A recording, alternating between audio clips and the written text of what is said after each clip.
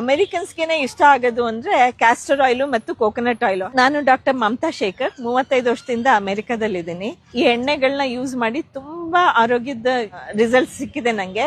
ಅದನ್ನ ಪ್ರಚಾರ ಮಾಡಿ ನಾನು ಅಮೆರಿಕದಲ್ಲಿ ಇವತ್ತು ತುಂಬಾ ಈ ಎತ್ತಿನಗಾಣದ ಎಣ್ಣೆನ ಇಷ್ಟಪಡ್ತಾ ಇದ್ದಾರೆ. ಯಾಕೆ ಅಂದ್ರೆ ಮೊದ್ಲಿಂದನೂ ಅಲ್ಲಿ ರಿಫೈನ್ಡ್ ಆಯಿಲ್ ಸ್ವಲ್ಪ ಕಡಿಮೆನೇ ಇತ್ತು.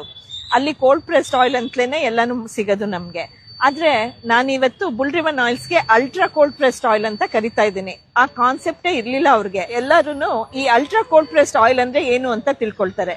ಆವಾಗ ನಾನು ಅವ್ರಿಗೆ ಹೇಳ್ತೀನಿ, ಅಲ್ಟ್ರಾ ಕೋಲ್ಡ್ ಪ್ರೆಸ್ಡ್ ಆಯಿಲ್ ಅಂದ್ರೆ ಎತ್ತಿನಗಾಣದ ಎಣ್ಣೆ 2 to 3 RPM ಅಲ್ಲಿ ಸುತ್ತುತ್ತದೆ.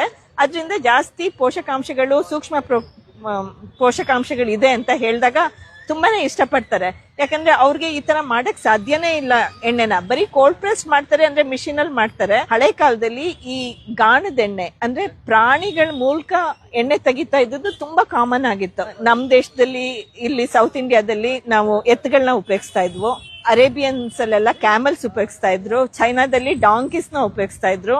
ಅದಕ್ಕೂ ಹಿಂದೆ ಯುರೋಪ್ ಅಲ್ಲಿ ಕಾಲಲ್ಲೇ ತುಳಿದು ಮಾಡ್ತಾ ಇದ್ರು ಅಂತಲೂ ಇದೆ. ಇಂಥ ಪ್ರಾಸೆಸ್ ನ ನಾವು ತಿರ್ಗಾ ಇಂಡಿಯಾದಲ್ಲಿ ತಂದಿದ್ದೀವಿ ವಾಪಸ್ಸು ಅಂದ್ರೆ ಅಲ್ಲಿರೋ ಇಂಡಿಯನ್ ಅಮೆರಿಕನ್ಸ್ಗೆ ತುಂಬಾ ಖುಷಿಯಾಗಿ, ತುಂಬಾ ಇಷ್ಟಪಟ್ಟು, ಆರೋಗ್ಯಕ್ಕೆ ತುಂಬಾ ಒಳ್ಳೇದು ಅಂತ ಕೊಂಡ್ಕೊಳ್ತಾ ಇದ್ದಾರೆ. ನಾನೇ ಅಲ್ಲಿ ಸಪ್ಲೈ ಮಾಡ್ತಾ ಇದ್ದೀನಿ. ಎಲ್ಲಾ ತರದ ಎಣ್ಣೆನೂ ತಗೊಳ್ತಾ ಇದ್ದಾರೆ. ಆದ್ರೆ ತುಂಬಾ ಮಾರಾಟ ಆಗೋದು ಅಂದ್ರೆ ಸಾಸಿವೆ ಎಣ್ಣೆ.